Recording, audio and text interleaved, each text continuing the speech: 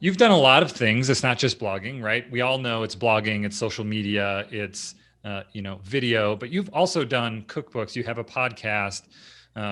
You've done TV. Like, there's a lot of different elements that you're juggling. I'm curious to know, how do you go about decisions when you're saying, "Hey, I think I'm going to do this new thing, podcasting.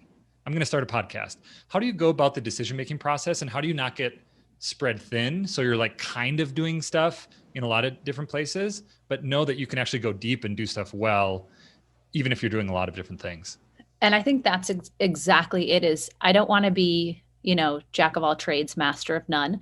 That's never been the goal. But at the same time, I have this big ethos about like not going the way of the dinosaurs. So could I stay the steady path that I was on 5 or 6 years ago, rely on ad income and sponsored content, and just continue to grow the site, which is really, I just consider Just a Taste as like my base. That is my home. That is where like all of my great readership is. That's where all the recipes live.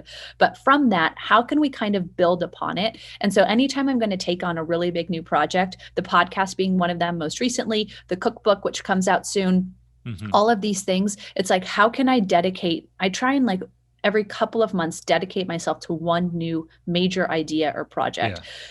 And yes, there's a million balls in the air at all times, but like the podcast is a perfect example. I saw a lot of people having success with podcasts, but they weren't necessarily in the like hardcore food space. Yep. So I spent about 4 months. I fast tracked my launch because I was about to have my third baby. Yep. So I signed on a wonderful producer by the name of Elizabeth Evans. We fast tracked launch. She basically gave me the like master class of what podcasting was, what it entailed. I have a journalism background. I went to journalism school. So I knew the kind of interviewing aspect of it, but the tech part of it, I was like, I didn't know what this was I'm wearing currently, which we were talking about. I'm like, Elizabeth, what do we record on? Like, what do I wear? What microphone do we need? Like, there are so many things. She's like, well, your show notes page. And then we put it into Libsyn. I'm like, what? I don't know what any of this is. So I basically got this like hardcore masterclass in podcasting over the course of 4 months.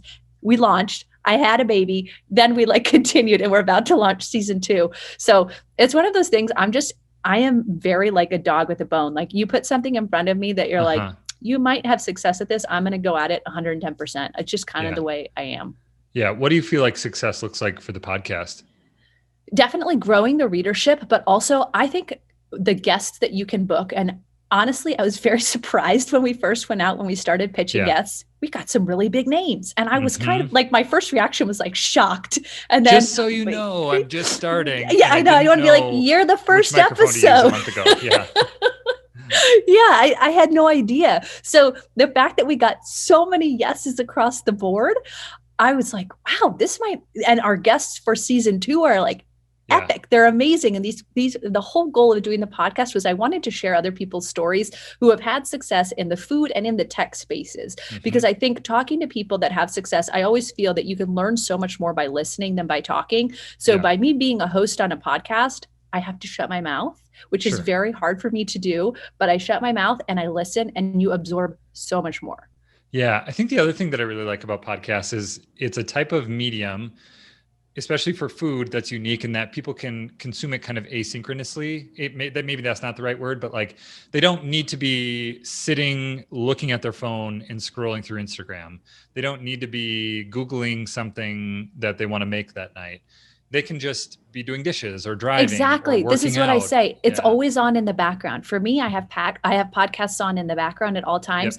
Not necessarily when I'm driving my kids to school because we're probably doing some like epic dance to ABBA or something crazy. But it's something that I always have on, like once the kids are in bed, it's like put a podcast on, start doing the dishes, get the bottles washed, like all of that sort of stuff. But I think one other thing too about food specific podcasts, which, you've been doing this for a long time now, food is such a visual medium. So it really took a change in my brain to be able to say, okay, now we can't show people, you can record the video, which is great, but most of the time your audience is going to be listening. So how do you descriptively get them tuned into food without having a gorgeous photo or video to do that?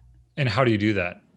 So much description. So I always say with my podcast interviews that I do, I say, it's going to seem kind of awkward, but I'm going to describe literally everything that you're doing, every gesture you're making, like pulling people into that scene and making them feel like, okay, you're sitting here with me now. Like I would say, okay, looking at you now, like, you talked about this dish, or like, that apron that you wore, like walk us through it. Did something splatter on the stove? Like what sound did that pasta make? Like, what color was it? Like a vibrant green, and really getting people to get like uber descriptive, I think transforms and like takes the podcast like so much more personal, and it makes it way more relatable too. Yeah. Why do you think it's easier to get access to people? That's one of the things that's so interesting about interviews is like, you'll reach out and be like, hey, would love to interview you for an hour, and might have a decent amount of success with that. I think part of it is you've proven yourself in the work that you've done. You've proven that you'll actually do a podcast when you do it.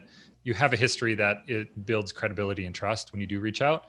But there's also a piece of it where it's like somebody could take an hour to like write a written response to questions in an email. And it's like, 1 in 1,000 people will actually do that. Whereas if you reach out and you're like, hey, I would love to interview you for a podcast, the success rate with that seems to be so much higher. It is. Do you have thoughts around why that is? The only thing, and it's so funny you say that because I feel the exact same way. Again, being shocked at people who have like agreed to be on the podcast. I think it's because there's a much lower bar like of entry. So like for people to do this, like I'm just sitting here, I've got my iced coffee next to me. This is like, I'm in my zone right now. Right. I don't have to sit down and write for 2 hours. I can just have we're having a very casual conversation. And that's what I always say too, when I'm doing my podcast is like, this is very casual. This is meant to be like a window into your success. What tangible takeaways can our readers have? I just interviewed a food stylist the other day for my podcast, and she had so many great tips for how people can make their home cooking look so much more Instagram worthy. And that's the kind of content that I want to provide, is like tangible tips about how other people have been successful, so we can kind of all share that information.